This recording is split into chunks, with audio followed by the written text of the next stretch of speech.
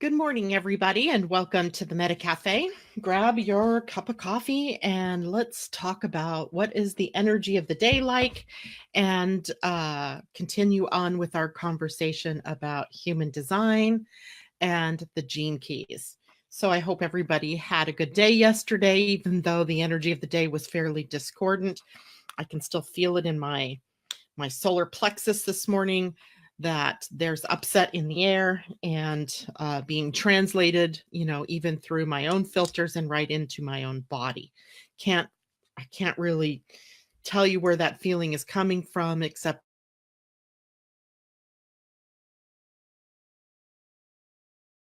it'll be likely, as in the instance for me this morning, that other people pull that trigger on you and are the source.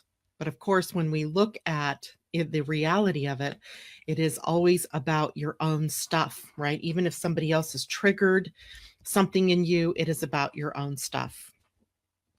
And right now I'm sitting in that energy and I am working through that energy. So if I don't seem as happy-go-lucky this morning, that would be why. Because like literally 5 minutes before I went on air, somebody totally triggered me. And so I'm also dealing with the emotional fallout from all of that. So let's talk about the day and why this might be happening. Why would this show up in my freaking face this morning, right? First thing. And it is because there's some really interestingly irritating energies out there, and that is sort of playing out as above so below.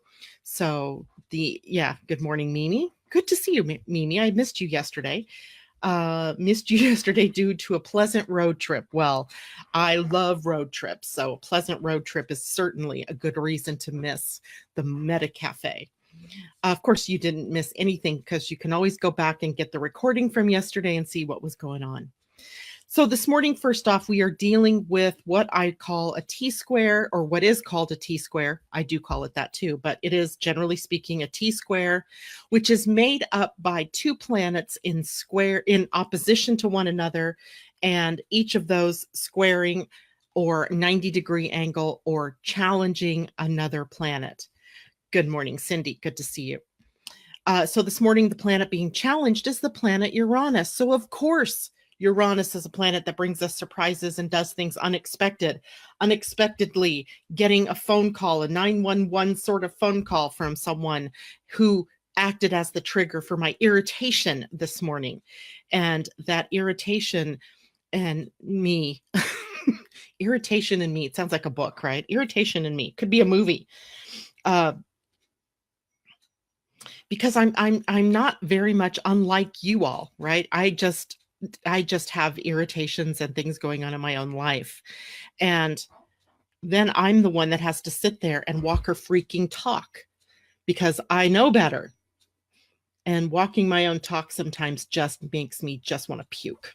So I'm going to walk my own talk this morning, and I'm just going to tell you it is challenging out there. Rise to the occasion, but not with anger or with having a fit or being upset for the rest of your day. Let it just release, right? Don't become the victim of another person's upset, right? Don't become the victim of another person's upset. And here today, then, what can be challenging can also hold the doorway open for some new ways of behaviors, some new way of being on the planet. So whatever it is that Uranus happens to bring up to your face today, know that it's also challenging your destiny axis. So the axis of the North Node and the South Node, staying on track with your destiny, staying on track with what it is that you're here to do. And it's difficult because the feeling I was left with by this interaction this morning was that the work you do isn't as important as I am. And my immediate response is to start beating myself up, right? For all of the things for all the money I don't make, for all the contacts I didn't make, for all the things I didn't write, for all the work I didn't actually do. I begin that process and then thinking, which then leads me to not being as good as someone else, right? And then so I'm living out this, like my my own fear of failure. Right now, I'm living this out.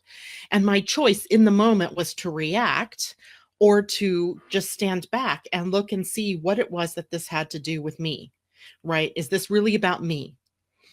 Because literally I'm making it about me, as we all do in the moment that somebody's attacking us or we perceive an attack, or the moment that we perceive that there's anger or something else going on in the outer world, we turn it inward and then we become the victim of that energy.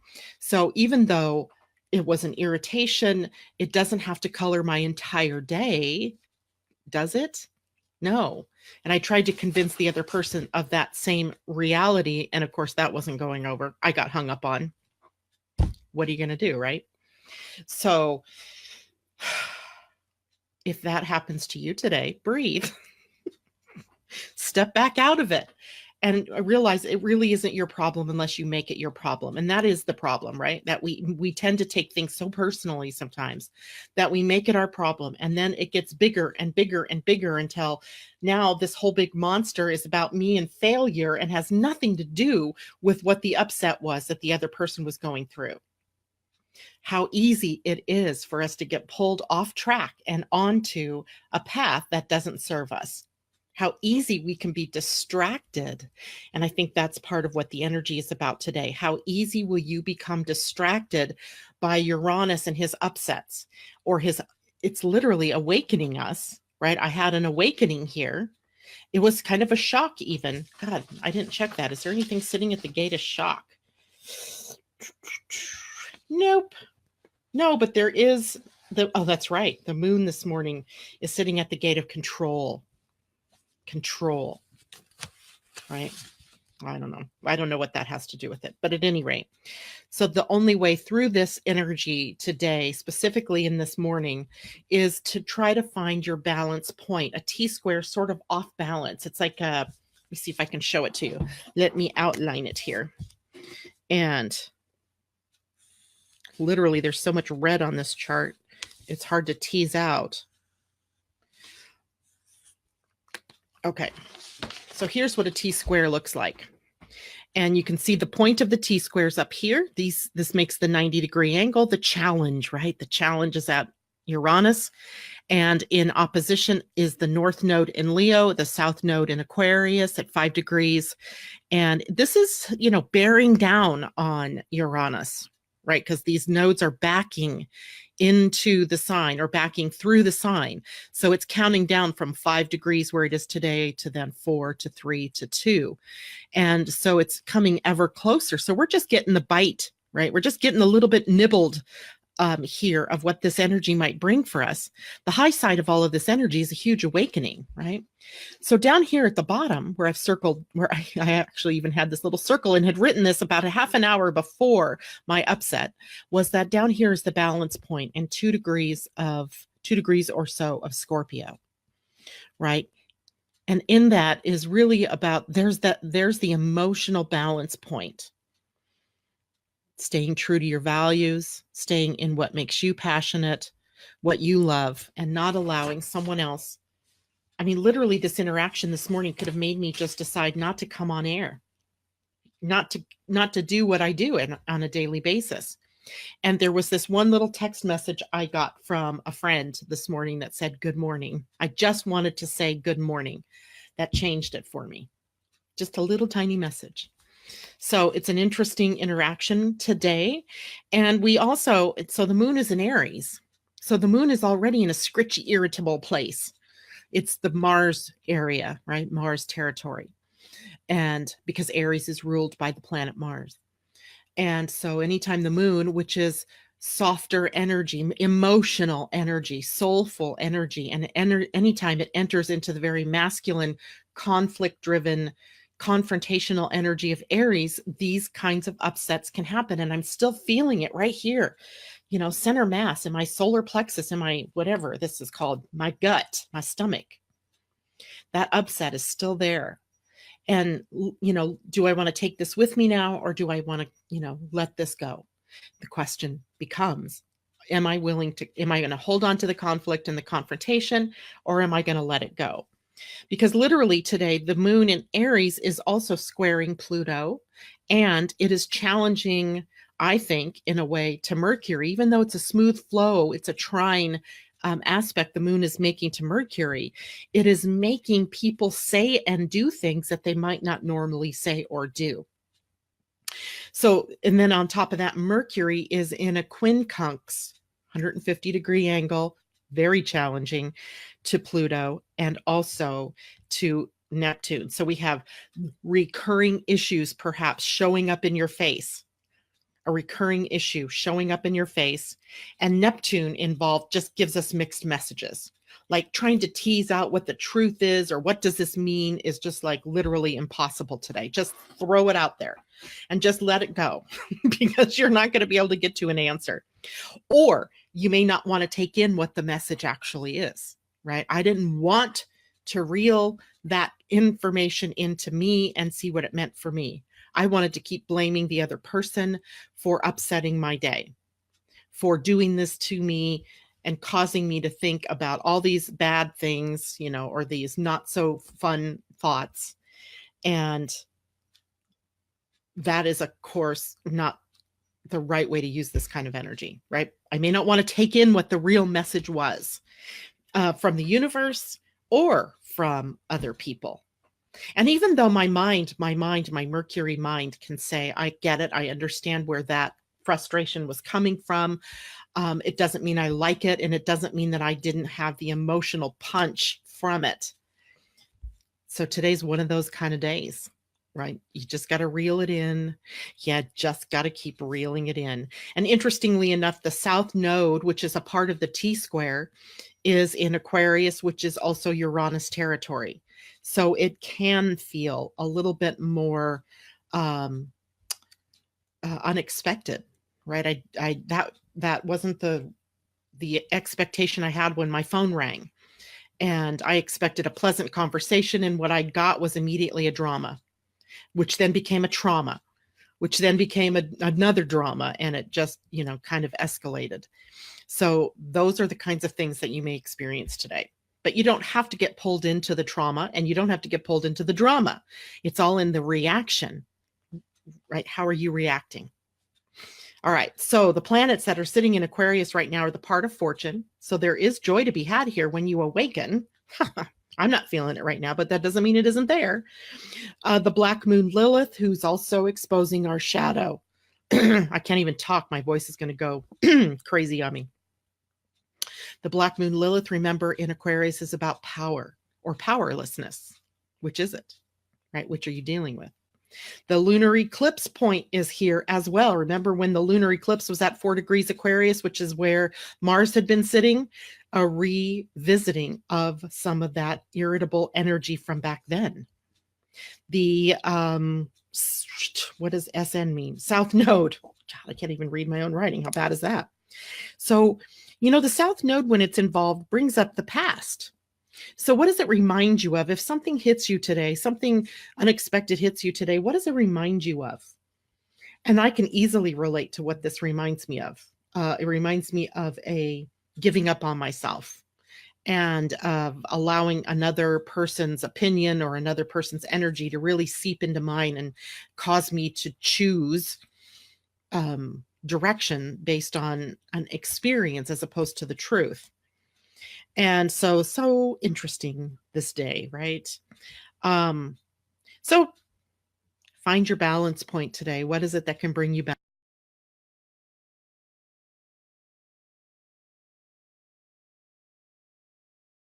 Control. Thank you, internet. Oh, it's back. Great. So here we're having some fun. Isn't it amazing how your energy can even affect your electronics? So my irritation taking down my internet. Okay, well then let's see. Yesterday, oops, where did she go? Yeah, I blinked out for a minute and now I'm back. I think I'm back. I see the live button. I got that message from Cindy. Yep, I'm back. LOL.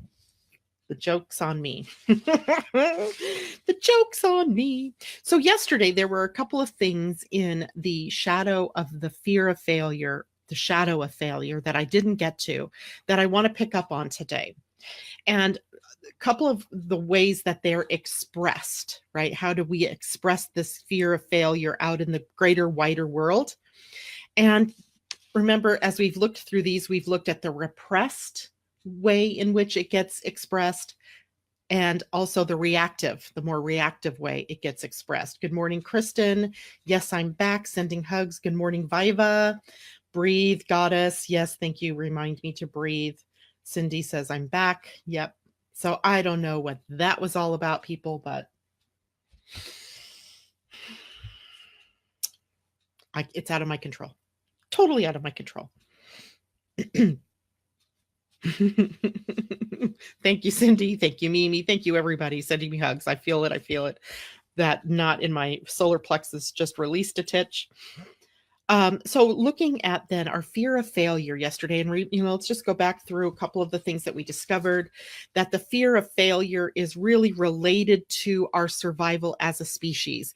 That it harkens back to our ancestral need for survival.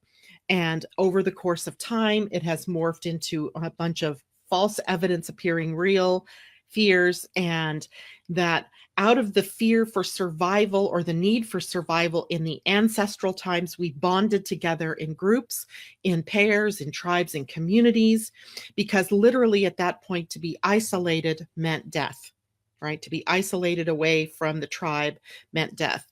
So we have this fear then that this kind of underneath the surface fear about not being able to survive. So the fear of failure ancestrally is also linked to the fear of not surviving.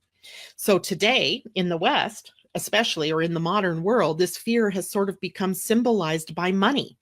Not having enough money means I can't pay my bills, which means I can't buy food, I can't support my kids, I can't support my family, and then literally I might become homeless and end up on the streets. And we have all these pictures on television about people and the conditions from people who live on the streets.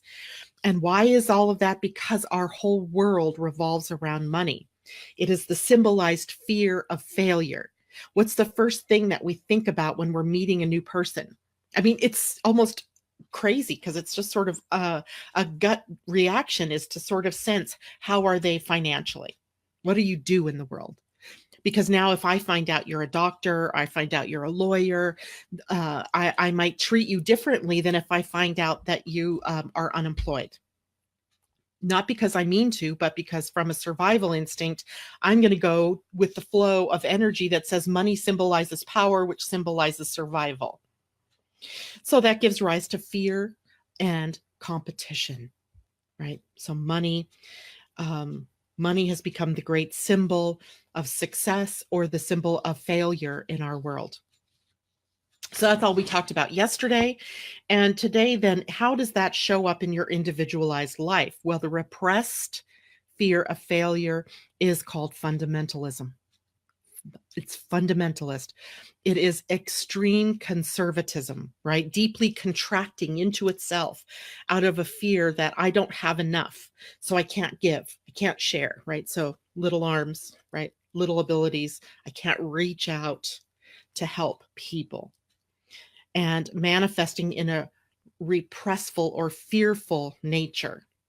They literally are choking themselves off physically, emotionally, financially.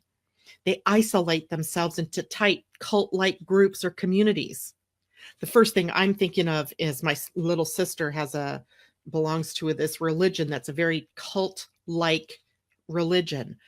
And then I thought from there, I went on to militia groups, right?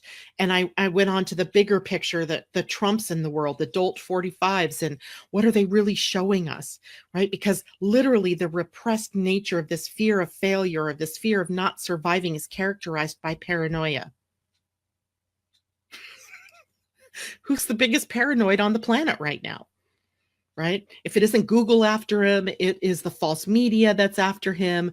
And, and literally he's showing it to us, right? It's in our face, right? This repressed fear that shows up in fundamentalism. But there's also the reactive nature. And the reactive nature is just as prevalent.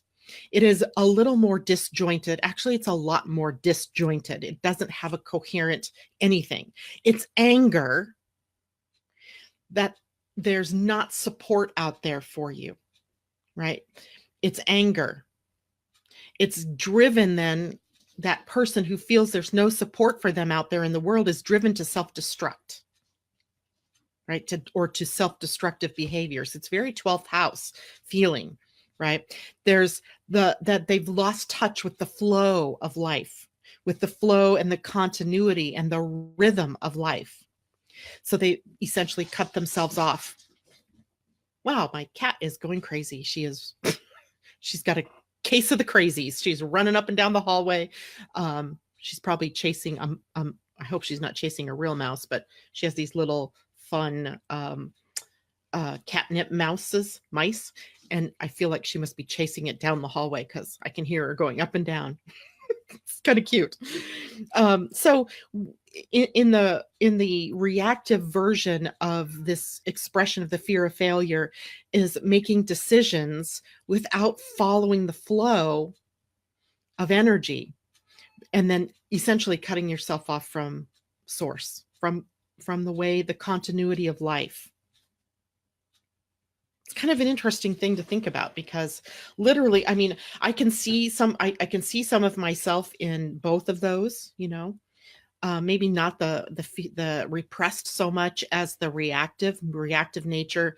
This morning, out of sort of this anger that, this person triggered for me, my gut reaction was to say, okay, fine. If you don't think I'm, that what the work I'm doing is, as important to me as you are to me, then I might as well just throw my work away. That was a thought, literally, that I had. Luckily, I don't act on all of my thoughts. And hopefully you all at home do not act on all of your thoughts. Because sometimes they're pretty destructive. They could become very destructive. So here we have the two expressions of then that fear or that failure, that the potential for failure showing up in our world. And of course, you can see that easily sometimes with other people as well. So I have no idea what I did with it.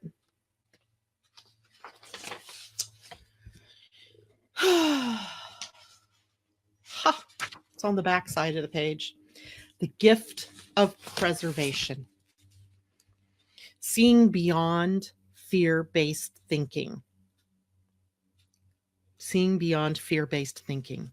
When you can see beyond fear-based thinking, then you can sort of sense what the long-term picture is for something in all things, in every situation in your life, whether it's an investment, whether it's your business, whether it's a relationship, whether it's a job, whether it's your bank account, right? You can, if you're beyond fear, then you can see into sort of the future here. And this isn't about self-preservation, by the way, but preservation of life. It is the ability to assess the past, weed out the weaknesses, and build upon the strengths, right? That is then linked to rhythm and timing. Remember, the spleen is the center for time. Beyond intuition and health and survival instincts, it is the center for time, which is why we say any time that you choose to face your fear, to feel the fear and do it anyway, it tends to just poof, the fear goes away, or it recedes to the background, or in some cases, I've just had it literally just blow up and go away. Because once you take action, the fear is no longer in play.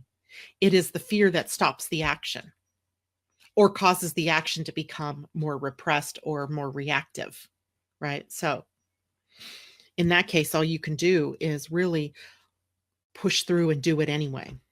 So even though you may fear failing, the best thing for you to do is to take action and move forward. It doesn't seem logical, but then there's not logic there in the spleen. This is not a gate of logic. So it's linked to rhythm and timing. So there, to everything, there is a season. right? To everything there is a season and a rhythm, and we are not always privy to what that is. We can feel it if we sense our way into it. If we can let go of fear, we might see that we're in a natural lull right now. And that lull will yield and give way to another sense of action and plenitude and things happening. There's also the concept from, I want to say, horticulture.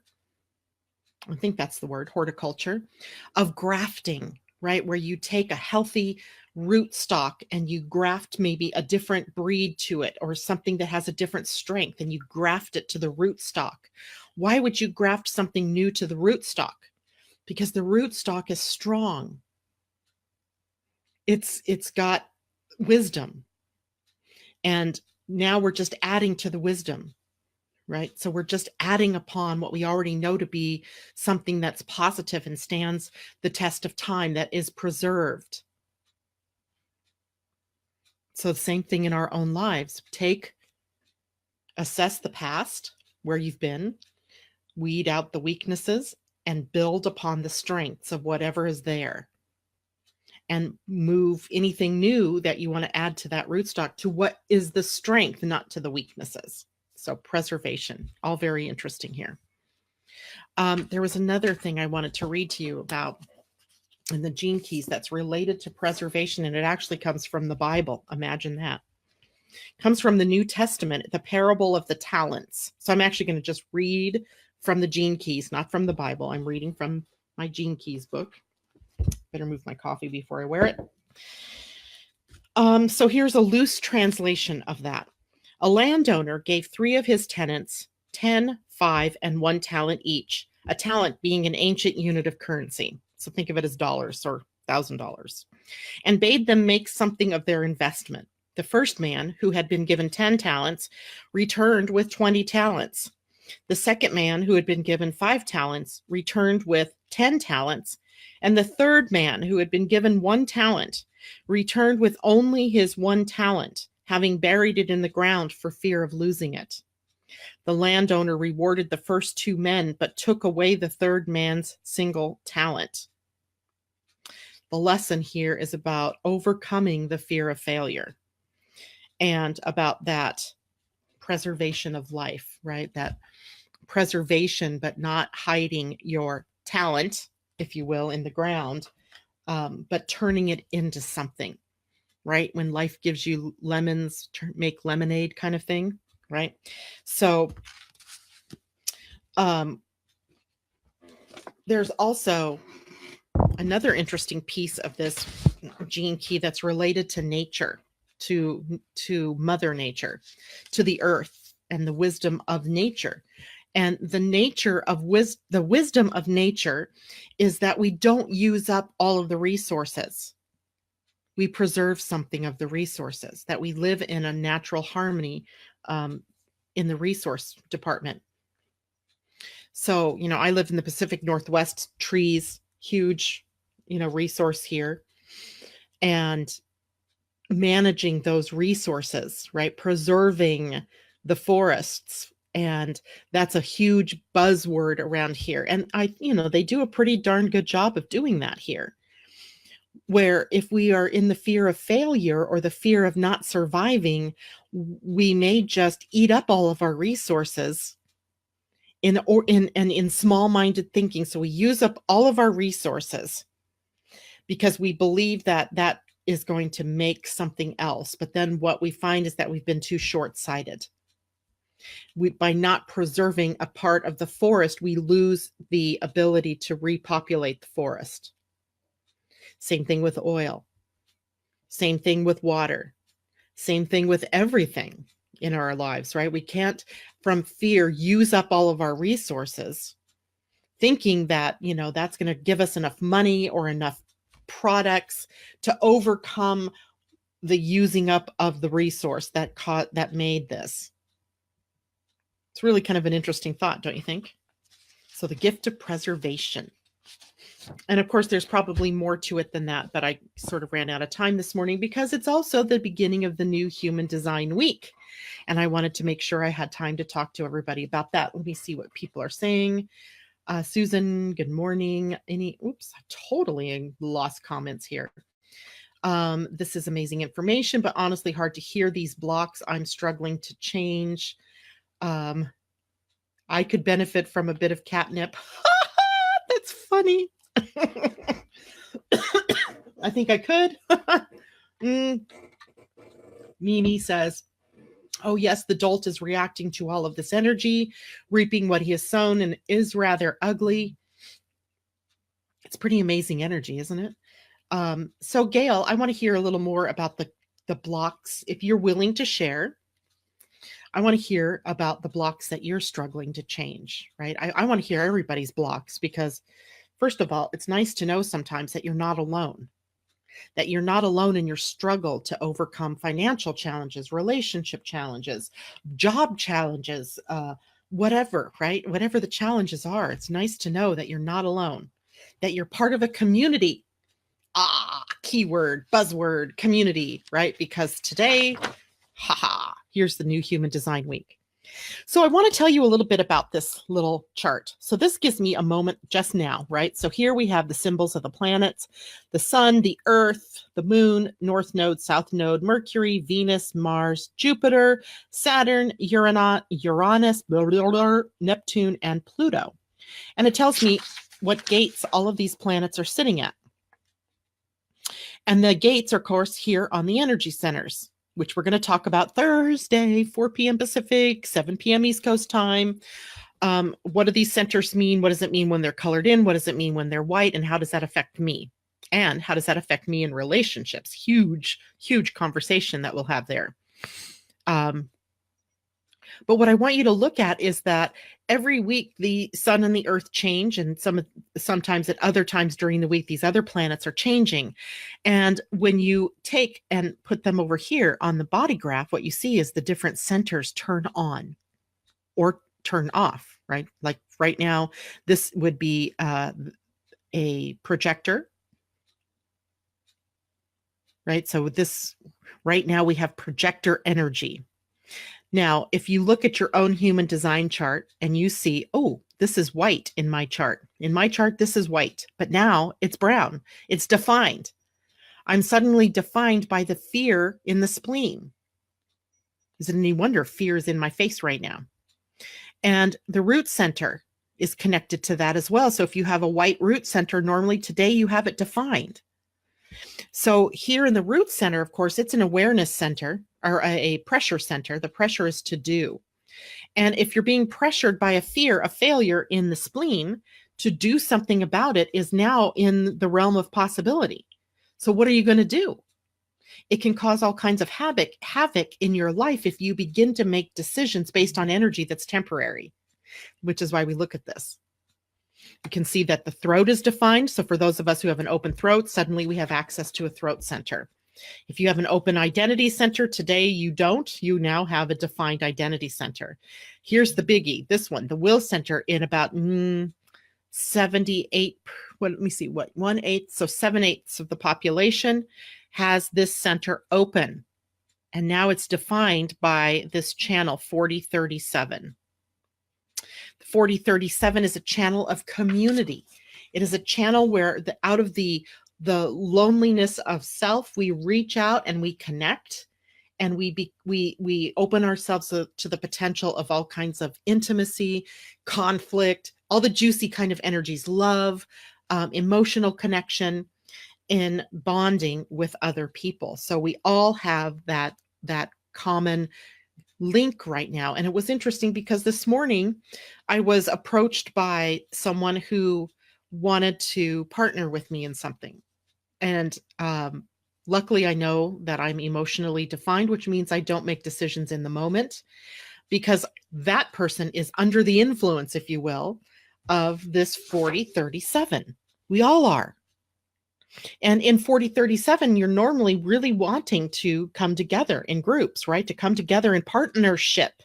It's also called the marriage channel, that connection between the will center and the emotional center. We intermingle resources here. Which means our talents, our gifts, our money, our energies. And so being wise about what your human design chart is helps you here, because that one little center, that one little red center, is all about using our energies in ways that are not correct for us, using willpower, using endurance and perseverance, and staying the course for something that you may not normally have access to. You have temporarily access to this energy. And so if yours is white, this is where your conditioning is, right? You're conditioned to try to compete with everybody, to try to stay the course for things, to, use your energy and keep on pushing the river, even when the energy for that river has slowed down to a trickle. You're still trying to push against it. So, Gail, I'm just checking to see if Gail shared any more information. Not yet. So it's okay. Anyway, so this week we are all now defined throat, defined identity, defined will, defined emotion, defined root, and defined spleen. 6 out of the centers now are defined. So you've got to look at your own personal chart. So I'm going to do that with, did I throw it? I did. But let's see if I can find another chart in here. I always have charts laying around somewhere. Trick is finding one that isn't somebody's personal chart, so they don't get, their personal information shared. So this person. So when you look at this person's chart and you look at the chart of now, I don't think I can get them both on the screen. Well, anyway, this person has an open throat. This person has an open identity center. And this person has an open will center and an open emotional center. But they have already these 3 centers defined. So now with the planetary alignment today and for the week, pretty much, other than the moon, she now has these 4 centers defined. Right? Terrible.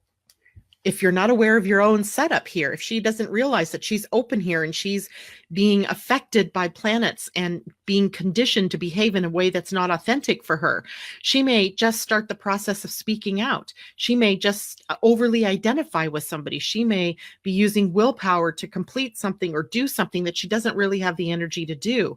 And she may be expressing emotionally when based on empathizing, being empathetic to the energy that's out there in the world. So if she's in the field of someone who's angry, she's going to be the one that's angriest, but she's going to identify with that emotion. So this is why it becomes so important for people to understand their own human design. Because then when I say, okay, now, you people that have this open, which 7/8 of you do, you're suddenly going to want to push your way into things. This isn't a week to push your way into things.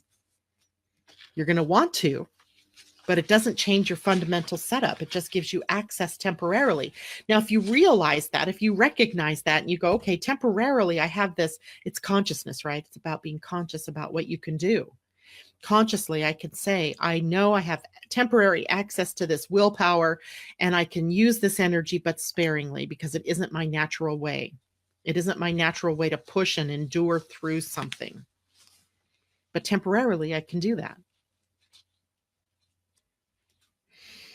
Temporarily, I have access to emotional energy. Temporarily, I have an identity.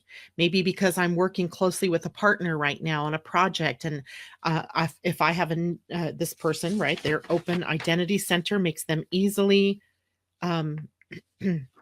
influenced by the identity of another.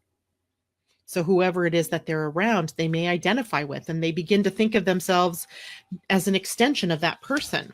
That's not the consciousness about it. I mean, they're not consciously saying that or behaving that way is what they're doing, right? They're tapping in. The wisdom in the centers, you can tap in and people, things about people, but you're not here to become that person or that person's identity. So an interesting human design week, I think. And hopefully, those of you who attend the workshop or the webinar on Thursday will come to understand these centers and how they behave when they're open, how they behave when they're defined, and how they behave in coming together, right, with other people. That's my hope for that webinar, is that you'll have a better understanding of that. All right. Let's see. Any more comments? Nobody saying anything. So that webinar again tomorrow. Is today Wednesday? It is. Wow. Tomorrow, the 30th, from 4 p.m. to 5:30 p.m. West Coast time. So that makes it about 7:30 or 7 to 8:30 East Coast time. Have your human design chart with you, just because it might be kind of fun to be able to compare what I'm saying to what your chart looks like. If you come to the webinar live, I can interact with you. I can even bring you on camera if you so choose, and show your chart, and examples of things that are going on in people's charts will be really fun for everybody as a learning tool. So I invite you to actually come prepared with your chart. Um, anyway, that's all I have for today. And I hope everybody has a good day. Just remember, we're dealing with murky water today. We're dealing with some interesting energies. Um, Allow for the unexpected to happen, but don't get caught up in the surprise if it's not necessarily what you thought it should be. Um, just restore the flow. All right. Thank you all for joining me this morning. I will see you tomorrow morning. Have a great day. Bye.